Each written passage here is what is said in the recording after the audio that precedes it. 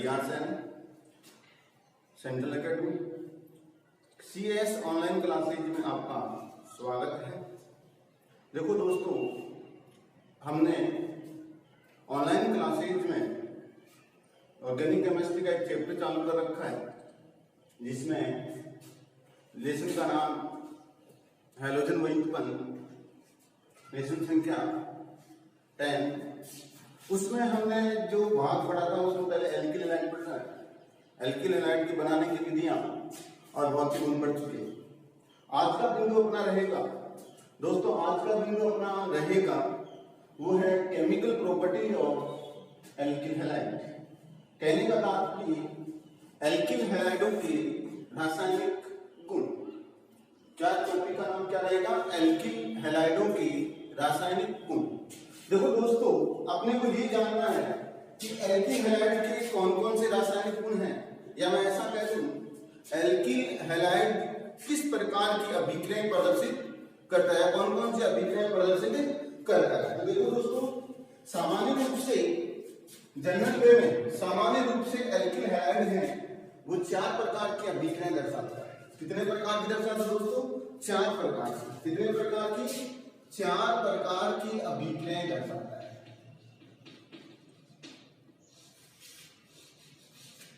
चार प्रकार की अभिक्रियाएं दर्शाता है। अब ये 4 प्रकार की दोस्तों कौन कौन सी? देखो, इसमें सबसे पहले अभिक्रिया हम जो पढ़ेंगे वो पढ़ेंगे नाभिक स्नेही प्रतिस्थापन अभिक्रिया। दोस्तों, पहले अभिक्रिया का नाम क्या पढ़ा हमने? नाभिक स्नेही प्रतिस्थापन अभिक्रिया। नाभिक स्नेही का मतलब न्यूक्लियोफिलिक सब्स्टिट्यूशन रिएक्शन। इसका नाम क्या हो गया? नाभिक स्नेही प्रतिस्थापन अभिक्रिया, या हम कहें न्यूक्लियोफिलिक सब्स्टिट्यूशन अभिक्रिया। इसके बाद में 2 नंबर अपने पास है एलिमिनेशन रिएक्शन, या मैं ऐसा कह दूं हिंदी में कहें तो विलोपन अभिक्रिया। कौन सी अभिक्रिया? विलोपन अभिक्रिया, एलिमिनेशन रिएक्शन, या फिर हम बोलेंगे विलोपन अभिक्रिया। दोस्तों, 2 पहले थी नाभिक स्नेही प्रतिस्थापन अभिक्रिया और दूसरी थी विलोपन अभिक्रिया। अब 3 नंबर पर अपने को देखना है जो है धातु के साथ अभिक्रिया, या धातुओं के साथ अभिक्रिया, reaction with metal. Reaction with metal, धातुओं के साथ अभिक्रिया। दोस्तों, तीसरी अभिक्रिया नाम क्या पढ़ा हमने? धातुओं के साथ अभिक्रिया। इसके बाद में 4 नंबर हम पढ़ेंगे, उसका नाम है अपचयन अभिक्रिया। क्या नाम है दोस्तों? अपचयन अभिक्रिया। देखो, हमने 4 अभिक्रिया पढ़ी, 4 प्रकार की अभिक्रिया नाम लिखे। पहली अभिक्रिया हमने पढ़ी नाभिक स्नेही प्रतिस्थापन अभिक्रिया। कौन सी पढ़ी? नाभिक स्नेही प्रतिस्थापन अभिक्रिया। दूसरी हमने पढ़ी विलोपन अभिक्रिया। सेकंड कौन सी रही? विलोपन अभिक्रिया। और थर्ड धातुओं के साथ अभिक्रिया। तीसरी कौन सी थी? धातुओं के साथ अभिक्रिया। और चौथी थी अपचयन अभिक्रिया, reduction reaction. Reduction reaction with element, elimination और न्यूक्लियोफिलिक सब्स्टिट्यूशन रिएक्शन। इस प्रकार से एल्किल हैलाइड 4 प्रकार की अभिक्रियाएं दर्शाता है। अब देखो दोस्तों, अपने को इन चारों प्रकार की अभिक्रियाओं को एक एक क्रम से अपने को सभी को वर्णन करके पढ़ना है। सभी अभिक्रियाओं को विस्तार से पढ़ना है, एक एक करके सभी अभिक्रियाओं को विस्तार से पढ़ेंगे। तो दोस्तों देखो, सबसे पहले जो हम अभिक्रिया पढ़ेंगे वो पहले अभिक्रिया पढ़ेंगे कौन सी? नाभिक स्नेही प्रतिस्थापन अभिक्रिया। कौन सी अभिक्रिया पढ़ेंगे दोस्तों? नाभिक स्नेही प्रतिस्थापन अभिक्रिया पढ़ेंगे। ठीक है, पहली अभिक्रिया का नाम है न्यूक्लियोफिलिक सब्स्टिट्यूशन रिएक्शन। आज का टॉपिक अपना यही रहेगा। आज के वीडियो में हम केवल नाभिक स्नेही प्रतिस्थापन अभिक्रिया पढ़ेंगे। अब देखो दोस्तों, हमने इसके बाद हमें आज जो पढ़ेंगे वो है नाभिक स्नेही। इसमें सबसे पहले बात करेंगे एल्किल हैलाइड। एल्किल हैलाइड की संरचना के बारे में हम ध्यान देंगे। कैसे? जैसे हमारे पास ये एल्किल हैलाइड है, इसमें हमने शुरू में पढ़ा था, इस बंध का नेचर हमने पढ़ा है। इस बंध का क्या पढ़ा हमने? नेचर पढ़ा है। क्या पढ़ा है दोस्तों? नेचर। नेचर मतलब होता है प्रकृति पढ़ी है। कैसी प्रकृति पढ़ी थी हमने? पोलर ध्रुवीय प्रकार की पढ़ी थी। ये कैसा बंध था? ध्रुवीय प्रकार का था। ये बंध किस प्रकार का था? ध्रुवीय प्रकृति का बंध था। देखो दोस्तों होता क्या है, इसमें हैलोजन की विद्युत ऋणता ज्यादा। आपको पता है जो शत्रु वर्ग के तत्व हैं कौन से? फ्लोरीन, क्लोरीन, ब्रोमीन और आयोडीन, इनकी विद्युत ऋणात्मकता ज्यादा होती है। विद्युत ऋणात्मकता क्या होती है? ज्यादा होती है। किसकी? इन 17 वर्ग के तत्वों की विद्युत ऋणात्मकता क्या होती है? ज्यादा होती है। प्लस इसका जो माइनस आई प्रभाव, किसका? हैलोजन का माइनस आई प्रभाव। माइनस का मतलब क्या होगा? ऋणात्मक। आई का मतलब इंड्यूसमेंट यानी प्रेरणिक प्रभाव। ऋणात्मक प्रेरणिक प्रभाव के कारण इस बंध के इलेक्ट्रॉन हैलोजन की तरफ स्थानांतरित हो जाते हैं। इस बंध के इलेक्ट्रॉन किसकी तरफ स्थानांतरित हो जाते हैं? हैलोजन की तरफ स्थानांतरित हो जाते हैं। और जिससे क्या है? हैलोजन पर क्या जाएगा? आंशिक ऋणात्मक आवेश आ जाता है। हैलोजन पर ऋणात्मक आवेश आ जाता है और कार्बन पर धनात्मक आवेश आ जाता है। हैलोजन पर कौन सा आवेश? ऋणात्मक और कार्बन पर धनात्मक। कैसे? क्यों हुआ ऐसा? हमने क्या कहा? हैलोजन की विद्युत ऋणता ज्यादा होती है। इसके अलावा कहा हैलोजन है वो माइनस आई प्रभाव, माइनस प्रेरणिक प्रभाव दर्शाता है। इसलिए जो बंधित इलेक्ट्रॉन है वो सारे किधर आ गए? हैलोजन की तरफ स्थानांतरित हो गए, जिससे हैलोजन पर कौन सा आवेश हो गया? ऋणात्मक, और कार्बन पर कौन सा आवेश हो गया? धनात्मक। अब देखो दोस्तों याद रखना, कार्बन पर धनात्मक आवेश है, इसलिए कार्बन किसका कार्य करेगा? नाभिक स्नेही केंद्र का कार्य करेगा। कहने का तात्पर्य हो गया आने वाला नाभिक स्नेही, जुड़ने वाला नाभिक स्नेही कहां आकर जुड़ेगा? कार्बन से आकर जुड़ेगा। अब कहने का तात्पर्य इसमें क्या हो गया? माइनस। तो जो नाभिक स्नेही अभिकर्मक है वो आसानी से क्या करेगा? इसका प्रतिस्थापन कर देगा और खुद कहां जुड़ जाएगा? कार्बन पर आकर जुड़ जाएगा। ऐसे अभिक्रियाओं को हमने कहा है नाभिक स्नेही प्रतिस्थापन अभिक्रिया। तो देखो दोस्तों इसकी परिभाषा क्या होगी? नाभिक स्नेही प्रतिस्थापन अभिक्रिया की परिभाषा क्या होगी? परिभाषा में आपने को ये देखना है कि वे अभिक्रियाएं एल्किल हैलाइड में वे अभिक्रियाएं जो हैलोजन का प्रतिस्थापन पर्पल नाभिक स्नेही अभिकर्मक द्वारा संपन्न करते हैं उन्हें क्या कहते हैं? नाभिक स्नेही प्रतिस्थापन अभिक्रिया। ऐसा कहते हैं वे अभिक्रियाएं जिनमें दुर्बल नाभिक स्नेही का प्रतिस्थापन प्रबल नाभिक स्नेही द्वारा होता है उन्हें क्या बोलते हैं? नाभिक स्नेही प्रतिस्थापन अभिक्रिया बोलते हैं। दोबारा समझना, इसकी परिभाषा क्या होगी? वे रासायनिक अभिक्रियाएं जिनमें दुर्बल नाभिक स्नेही का प्रतिस्थापन, जिनमें किसका? दुर्बल नाभिक स्नेही का प्रतिस्थापन प्रबल नाभिक स्नेही द्वारा, किसके द्वारा? प्रबल नाभिक स्नेही द्वारा होता है, उसे क्या बोलते हैं?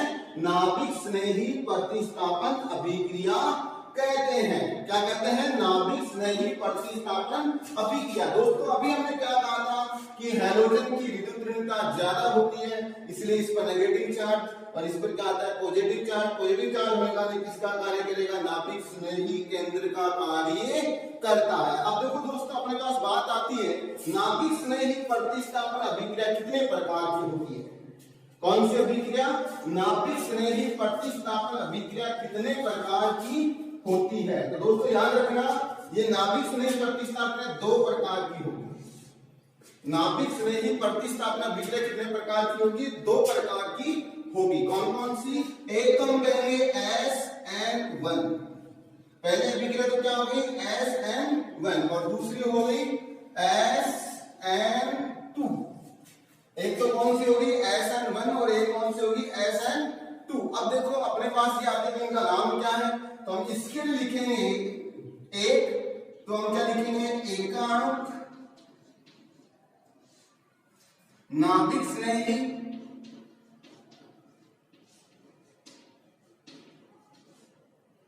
प्रतिस्थापन अभिक्रिया।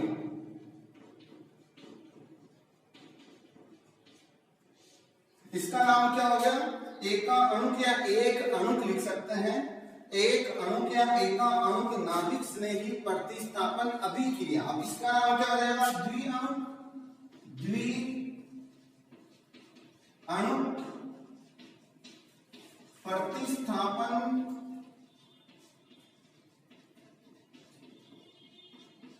अभिक्रिया। अब इसका नाम क्या हो गया, द्वि अणुक नाभिक स्नेही प्रतिस्थापन अभिक्रिया। देखो एक का नाम हमने लिखा SN1, एक का लिखा SN2। SN1 का नाम क्या लिखा हमने, एका अणुक नाभिक स्नेही प्रतिस्थापन अभिक्रिया। अंग्रेजी में बोले तो मोनोमोलिकुलर न्यूक्लियोफिलिक सब्स्टिट्यूशन रिएक्शन। इसमें क्या आ जाएगा, डाइमोलिकुलर या बाइमोलिकुलर न्यूक्लियोफिलिक सब्स्टिट्यूशन अभिक्रियाएं, ठीक है, रिएक्शंस, ठीक है।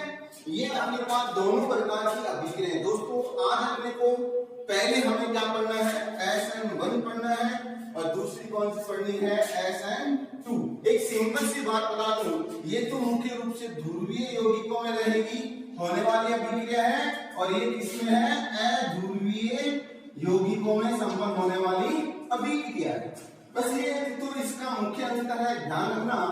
हालांकि अंतर इसमें खूब है, लेकिन फिर भी हम सिंपल भाषा में बात करें, ये तो ध्रुवीय के लिए काम आएगी और ये किसके लिए आएगी, अध्रुवीय। ध्रुवीय का तात्पर्य क्या होगा, आयनिक यौगिकों में ये काम आएगी और सहसंयोजी यौगिकों में ये काम आएगी, ठीक है दोस्तों।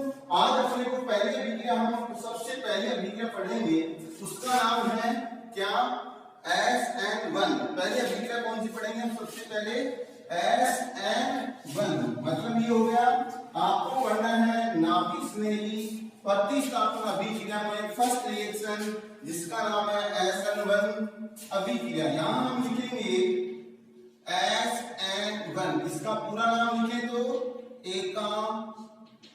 एकाणुक नाभिक स्नेही प्रतिस्थापन अभिक्रिया, ठीक है। अपने को क्या पढ़ना है, एका अणुक नाभिक स्नेही प्रतिस्थापन अभिक्रिया। क्या पढ़ना है, एका अणुक नाभिक स्नेही प्रतिस्थापन अभिक्रिया। अब देखो अपने को करना क्या है, अब सबसे पहले इसको हम ऐसा करते हैं, टॉपिक बाय टॉपिक पॉइंटों के अकॉर्डिंग पढ़ते हैं, ताकि अपने को क्या है, अंतर लिखने में ज्यादा दिक्कत ना है। पहला, सबसे पहला बिंदु हम पढ़ेंगे इसमें, पहला बिंदु हम सबसे पहले क्या पढ़ेंगे, ये जो अभिक्रिया है ये दो पदों में संपन्न होती है। कितने पदों में संपन्न होती है दोस्तों, कितने पदों में होगी, दो पदों में। तो सबसे पहला बिंदु अपने क्या रहेगा कि SN1 अभिक्रिया, SN1 अभिक्रिया दो पदों में संपन्न होती है। कितने पदों में दोस्तों, अपने को याद रखना है, कितने पद हैं, दो पद। कितने पदों में संपन्न होगी, दो पदों में संपन्न होगी। अब देखो दोस्तों, अपने को दोनों पदों में कौन कौन से किस प्रकार से अभिक्रिया हम जानेंगे। जैसे दोस्तों अपने को समझे, अपने पास है एल्किल हैलाइड, इसकी अभिक्रिया अपने को न्यूक्लियोफाइल के साथ करवानी है। तो अपने पास क्या बन जाएगा, RNU प्लस X माइनस। ये जो संपूर्ण अभिक्रिया है दो पदों में संपन्न हो रही है। पहला पद है ना, पद नंबर दोस्तों क्या पढ़ेंगे, फर्स्ट पद है, जो क्या है एकदम से स्लो है, स्लो पद है। पहला पद कौन सा होता है, स्लो पद होता है एकदम से। और इसमें क्या होता है, मध्यवर्ती का निर्माण होता है। मैं ऐसा कह दूं कि इसमें कार्बोकेटाइन का निर्माण होता है। कैसे, सबसे पहले पद हमारे पास क्या है, न्यूक्लियोफाइल है। क्या है, एल्किल हैलाइड है। सबसे पहले क्या है, एल्किल हैलाइड है। एल्किल हैलाइड है वो क्या है, यहाँ पर कौन सा पद है, स्लो, SiO स्लो पद है, स्लो स्टेट है, या ऐसा करो मंद पद है, इसको क्या बोलेंगे, मंद पद है, ठीक है। इसमें क्या होता है, इस बंध के इलेक्ट्रॉन हैलोजन की तरफ स्थानांतरित हो जाते हैं। किसकी तरफ स्थानांतरित हो जाते हैं, हैलोजन की तरफ स्थानांतरित हो जाते हैं। किसकी तरफ है, हैलोजन की तरफ स्थानांतरित हो जाते हैं। और रिजल्ट के रूप में अपने पास क्या बनेगा, R पर क्या आ जाएगा, पॉजिटिव चार्ज आएगा और X पर क्या आ जाएगा, नेगेटिव चार्ज आ जाएगा। R पर क्या आ गया, पॉजिटिव चार्ज, और X पर क्या आ गया, नेगेटिव चार्ज आ गया। अब ये किसका कार्य इसको हम बोलेंगे कार्बोकेटाइन। क्या बोलेंगे दोस्तों? इसको कार्बोकेटाइन बोलेंगे। यानी पहले पद में जो बड़ा कंपाउंड है उसका नाम है कार्बोकेटाइन। और पहला पद कैसा है? स्लो पद है। कैसा पद है? स्लो, काफी धीमी गति से संपन्न होता है। इसके बाद में पद नंबर अपने को सेकंड की बात करनी है। दूसरा पद कौन सा है? सेकंड पद की बात करेंगे। दूसरे पद में जो अपने पास न्यूक्लियोफाइल बना, यहाँ पर न्यूक्लियोफाइल सेंटर बना, नाभिक स्नेही केंद्र बना, इस पर आपको अटैक करवाना है, न्यूक्लियोफाइल रिएजेंट का अटैक करवाना है। नाभिक स्नेही अभिकर्मक ये है और ये नाभिक स्नेही क्या है? केंद्र है। इसका अटैक करवाएंगे। अटैक करवाएंगे, अभिक्रिया क्या है? तीव्र पद से संपन्न होगी। मतलब क्या हो गया? फास्ट अभिक्रिया संपन्न होगी, तेज गति से अभिक्रिया संपन्न होगी और प्रोडक्ट के रूप में अपने पास क्या बनेगा? RNU का निर्माण, यानी R से एल्किल समूह से न्यूक्लियोफाइल जुड़ जाएगा। ठीक है। अब दोस्तों अपने को ये समझना है, पहला पद हमने सबसे पहले लिखा SN1 अभिक्रिया 2 पदों में संपन्न होती है। पहला पद में क्या कहा?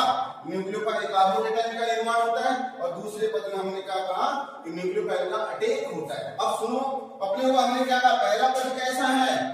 पहला पद स्लो है। तो जो भी अभिक्रिया में स्लो पद होता है वही पद क्या होता है? अभिक्रिया का वेग निर्धारक पद है। कौन सा पद है? अभिक्रिया का वेग निर्धारक पद है। आपसे पूछा जाए कि अभिक्रिया में वेग निर्धारक पद कौन सा है, तो आप उत्तर दोगे जो सबसे स्लो है, जो सबसे स्लो है, जो काफी धीमी गति से संपन्न होता है, वही क्या होता है? अभिक्रिया का वेग निर्धारक पद होता है। अब यहाँ पर क्या लिखा है? मंद पद है, स्लो है, तो ये पद क्या हो गया? वेग निर्धारक पद हो गया। देखो दोस्तों याद रखना, हम यहाँ लिख रहे हैं, क्या लिखेंगे? पहले पद में अपने पास क्या बना? मध्यवर्ती कार्बोकेटाइन का निर्माण हुआ। हमें क्या लिखेंगे? 2 नंबर क्या लिखेंगे? मध्यवर्ती कार्बोकेटाइन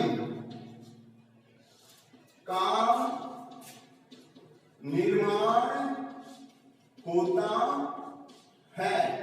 किसका निर्माण होता है? मध्यवर्ती कार्बोकेटाइन का निर्माण होता है। पहला पद क्या लिखा? 2 पदों में संपन्न होती है। दूसरा हमने क्या लिखा? पहले पद में क्या बना? मध्यवर्ती कार्बोकेटाइन का निर्माण होता है। अब दोस्तों अभी हमने क्या बोला था कि स्लो पद है वो अभिक्रिया का वेग निर्धारक पद। अब देखो स्लो पद, प्रथम पद हम क्या लिखे? प्रथम पद क्या अभिक्रिया का वेग निर्धारक है, जिसमें जो किस पर डिपेंड कर रहा है? केवल एल्किल हैलाइड की सांद्रता पर। हम क्या लिखेंगे? वेग निर्धारक पद या अभिक्रिया का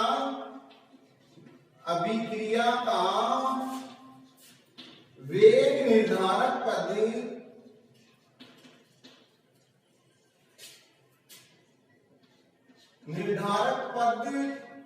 केवल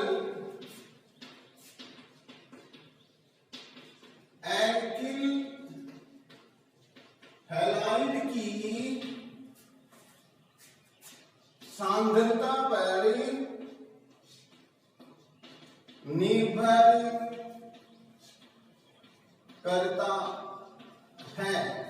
वेग निर्धारक किस पर निर्भर कर रहा है? केवल एल्किल हैलाइड की सांद्रता पर निर्भर करता है। अतः हम कह सकते हैं अभिक्रिया का वेग, अभिक्रिया का वेग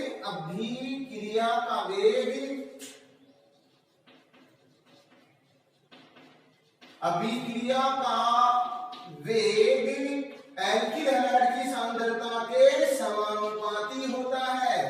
अभिक्रिया में किसके समानुपाती होगा? एल्किल हैलाइड की सांद्रता के समानुपाती होता है। किसके समानुपाती हुआ?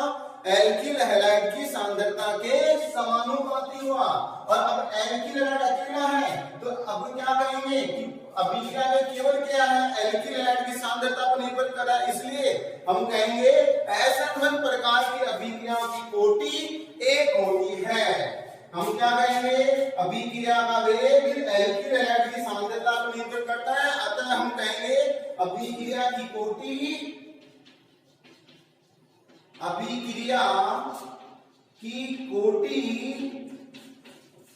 1 होती अभिक्रिया कोटि कितनी होती है? एक। दोस्तों याद रखना, अभिक्रिया कोटि कितनी होती है? एक होती है। कैसे पता चला? क्योंकि हम क्या कहेंगे, जो अभिक्रिया का वेग है वो केवल और केवल किस पर डिपेंड कर रहा है? एल्किल हैलाइड की सांद्रता पर। किस पर निर्भर कर रहा है? एल्किल हैलाइड की सांद्रता पर निर्भर कर रहा है। इसलिए इसकी कोटि कितनी हो गई? एक हो गई। अब देखो दोस्तों, अपने को 5 नंबर पढ़ना है, पांचों बिंदु अपने को पढ़ना है। क्या पढ़ेंगे? याद रखना, हमें पढ़ना है वो है कि जो इस प्रकार की अभिक्रियाओं की क्रियाशीलता का क्रम क्या होगा। तो हम क्या लिखेंगे?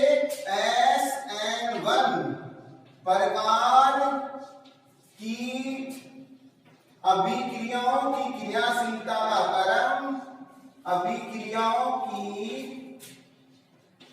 क्रियाशीलता का क्रम, क्रियाशीलता का क्रम कार्बोकेटाइन की स्थायित्व पर निर्भर करता है। क्रम है वो क्या है? कार्बोकेटाइन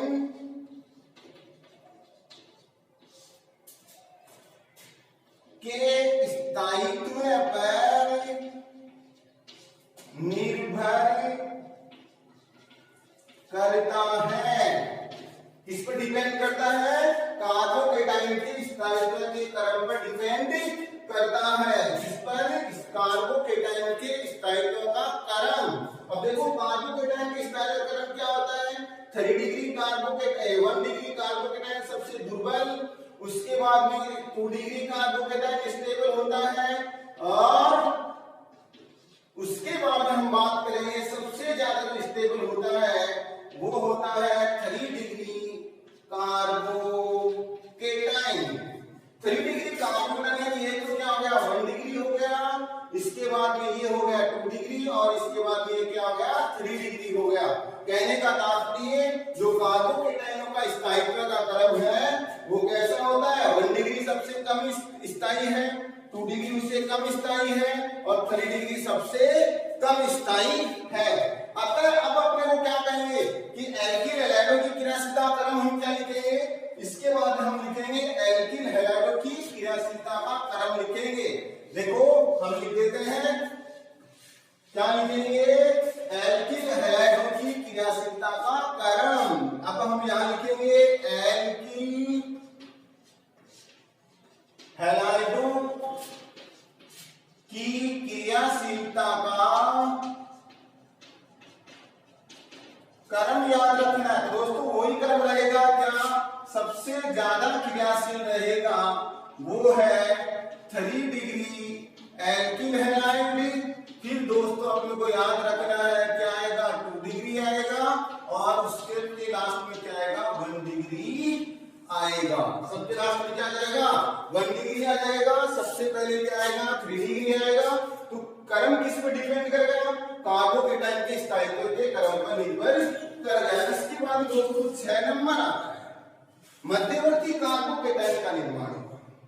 मध्यवर्ती कार्बोकेटाइन का निर्माण, जैसे इस मध्यवर्ती इस पूरी अभिक्रिया को मैं एक तीर्थक एल्किल ब्यूटिल हैलाइड है उसकी क्रियाशीलता के आधार पर अगर इसको समझाऊं मैं, तो देखो हमने समझाने का तरीका दूसरा एग्जांपल लेकर हम समझें तो हम क्या कहेंगे कि हम जैसे ये एग्जांपल ले लेते हैं कि अपने पास क्रियाशीलता का क्रम हम लिखें एग्जांपल के रूप में। जैसे हम लिखें सबसे पहले CH3 और CH3 और यहाँ Cl लिख दिया। इस पर मुझे अटैक करवाना है किसका अटैक करवाना है? न्यूक्लियोफाइल का अटैक करवाना है। बनने वाला प्रोडक्ट कैसा होगा इसको मुझे समझाने के लिए क्या याद रखना पड़ेगा? क्रियाविधि में क्या कहा था? 2 पदों में। तो पद नंबर 1 प्रथम पद फर्स्ट क्या बना था? पहले पद में हम क्या लिखे थे कि अपने को याद रखना है क्या होगा? देखो ये भी प्लस आई प्रभाव दर्शाएगा, ये भी प्लस आई प्रभाव दर्शाएगा, और ये भी प्लस आई प्रभाव दर्शाएगा। 3 समूह ऐसे हैं जो प्लस आई प्रभाव दर्शाते हैं। इनके प्लस आई प्रभाव के कारण इसमें ध्रुवीयता का गुण क्या हो जाएगा? ज्यादा हो जाएगा, इसलिए बंधन बंध के इलेक्ट्रॉन आसानी से इधर ट्रांसफर हो जाएंगे और अपने पास बनेगा मध्यवर्ती कार्बोकेटाइन का निर्माण होता है। मध्यवर्ती किसका नाम होता है? कार्बोकेटाइन का निर्माण होता है। ठीक है दोस्तों, किसका निर्माण हुआ? कार्बोकेटाइन का निर्माण हुआ। अब देखो पद नंबर 2 सेकंड पद, देखो कार्बोकेटाइन बना, ये अपने पास क्या बना है? कार्बोकेटाइन। क्या बना? कार्बोकेटाइन। इसकी स्ट्रक्चर समतलीय होती है। बनने वाले कार्बोकेटाइन की स्ट्रक्चर कैसे होती है? समतल, यानी तल में समान रूप से होती है। तो जो जुड़ने वाला नाभिक स्नेही है, अटैक जो करेगा नाभिक स्नेही, जैसे न्यूक्लियोफाइल अटैक कर रहा है OH, तो ये क्या करेगा? इसके इधर से भी अटैक कर सकता है, सामने से भी, और यही क्या करेगा? इसके पीछे से भी अटैक कर सकता है। सामने से भी अटैक कर सकता है और पीछे से भी अटैक कर सकता है। मैं ऐसा करूं, सामने से अटैक करेगा तो मेरे पास क्या बनेगा? CH3 और CH3, यहाँ पे क्या जाएगा? OH। अगर मान लो पीछे से अटैक कर रहा है तो हम क्या कहेंगे? OH CH3 और CH3, ये बन जाएगा। ठीक है, अब दोस्तों समझना, ये क्या है? कार्बोकेटाइन। कार्बोकेटाइन कैसा है? 3D carbocation. अब दोस्तों याद रखना, इसमें जो बड़ा समूह हाइड्रोक्सी समूह कौन सी दिशा में है? कौन सी में है? दाईं दिशा में है। तो दाईं के लिए हम क्या लिखेंगे? तो D फॉर्म आ गया, इसका D रूप आ गया, क्योंकि बड़ा समूह कौन सी दिशा में? दाईं दिशा में। और ये कैसा है? बाईं दिशा में, इसलिए इसीलिए क्या आएगा? L फॉर्म, L रूप इसका आ जाएगा। ठीक है, इसलिए तो कौन सा आ गया? L, और ये कौन सा आ गया? D। अब देखो कैसे हुआ, ये इसके विनाश को दर्शा रहा है। कैसे हुआ? बात क्या बताओगे कि कार्बन से जो बड़ा समूह है, हाइड्रोक्सी समूह है, वो किधर जुड़ा हुआ है? परवल समूह किधर जुड़ा हुआ है? दाईं दिशा में, इसलिए क्या कहेंगे? D रूप है। इसमें किधर जुड़ा है? बाईं दिशा में, इसलिए कैसा है? L रूप है। अब देखो इस पर ध्यान दो, इस पर क्या इसमें आधे गुण इसके हैं और आधे गुण इसके हैं, यानी इससे ये भी बनाया जा सकता है 50% चांस इसके बनने के होते हैं और 50% चांस इसके भी। तो मैं ऐसा कह दूं, इसमें 50% तो D रूप के गुण होते हैं और 50% क्या होते हैं? L रूप के गुण होते हैं। कैसे होते हैं? 50% तो कैसे होते हैं? D रूप के गुण होते हैं और 50% किसके होते हैं? L रूप के गुण होते हैं। अब दोस्तों याद रखना, वे यौगिक, हमारे पास एक परिभाषा है, वे यौगिक जिनमें 50% D समावी तथा 50% L समावी के गुण पाए जाते हैं, उन्हें रेसेमिक मिश्रण कहते हैं। रेसेमिक मिश्रण कहते हैं। कौन से कहते हैं बेटा? रेसेमिक मिश्रण। याद रखना, आपसे कई बार सवाल पूछा रेसेमिक मिश्रण किसे कहते हैं, तो आप इसका उत्तर दोगे वे यौगिक जिनमें 50% D समावी तथा 50% L समावी के गुण पाए जाते हैं, उन्हें क्या बोलते हैं? रेसेमिक मिश्रण कहा जाता है। आज ये क्या हो गया? अपने आप में रेसेमिक मिश्रण का निर्माण होता है। तो हम कह सकते हैं SN1 अभिक्रियाओं में रेसेमिक मिश्रण का निर्माण होता है। SN1 क्या आएगा? SN1 अभिक्रियाओं में क्या होता है? रेसेमिक मिश्रण का निर्माण होता है। ठीक है, इसके बाद में 7 नंबर ओवरऑल यानी 6 नंबर हमने लिखा SN1 अभिक्रिया में क्या होता है? रेसेमिक मिश्रण का निर्माण होता है। 7 नंबर की बात करें तो अभी हमने कहा था SN1 तो क्या होती है? ध्रुवीय यौगिकों में पाई जाती है और SN2 किसको कहते हैं? अध्रुवीय यौगिकों में पाई जाती है। कहने का तात्पर्य SN1 अभिक्रिया ध्रुवीय यौगिकों द्वारा दर्शाई जाती है। इसके द्वारा ध्रुवीय यौगिकों के द्वारा दर्शाई जाती है। ठीक है दोस्तों, उम्मीद करता हूं आपकी समझ में आया होगा। ऐसी बात नहीं है, आप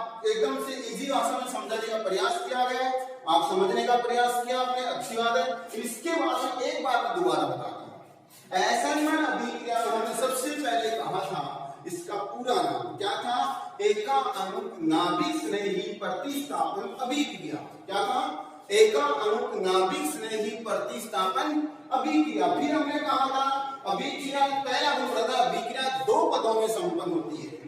कितने पदों में, दो पदों में। पहला पद हमने कहा था कार्बोकेटाइन का निर्माण होता है, सर्वपद होता है। पहला पद क्या था, मध्यवर्ती कार्बोकेटाइन का निर्माण होता है, मध्यवर्ती कार्बोकेटाइन का निर्माण होता है। फिर हमने क्या लिखा, सर्वपद है। अभिक्रिया का वेग निर्धारक पद केवल एल्किल हैलाइड की सांद्रता पर निर्भर करता है, क्योंकि पहला पद में केवल क्या था, एल्किल हैलाइड थी, उसकी सांद्रता पर डिपेंड कर रहा था। फिर अतः अभिक्रिया का वेग हमने क्या लिखा, Rx होता है, Rx के समानुपाती होता है, मतलब केवल एल्किल हैलाइड की सांद्रता पर डिपेंड करता है। अब देखो केवल एल्किल हैलाइड की सांद्रता पर डिपेंड कर रहा है, इसलिए हम क्या करेंगे, अभिक्रिया की कोटि एक होती है, केवल एल्किल हैलाइड की सांद्रता पर डिपेंड होने का हम क्या लिखेंगे, अभिक्रिया की कोटि क्या होती है, एक होती है। अब हम क्या करेंगे, SN1 प्रकार के अभिक्रियाओं की क्रियाशीलता का क्रम कार्बोकेटाइन की क्रियाशीलता है, स्थायित्व पर डिपेंड करता है। तो कार्बोकेटाइन की स्थायित्व का क्रम क्या है, 1 डिग्री सबसे कम, 2 डिग्री उससे ज्यादा, 3 डिग्री सबसे ज्यादा। तो इसका क्रम भी क्या जाएगा, क्रियाशीलता सबसे इंपॉर्टेंट बात है, ये बहुत बार क्वेश्चन आ जाता है, याद रखना। क्रम क्या रहेगा, 3 डिग्री प्रबल क्रियाशील रहेगा, 2 डिग्री उससे कम और 3 डिग्री सबसे 1 डिग्री सबसे कम। ठीक है, इसके बाद हमने एक एग्जांपल और लेकर बताया कि वे गुण जिनमें 50% या वे यौगिक जिनमें 50% डी समूह के गुण तथा 50% एल समूह के गुण पाए जाते हैं, उन्हें क्या कहते हैं, रासायनिक मिश्रण कहा जाता है। ठीक है, अब अपने पास अगली अभिक्रिया आती है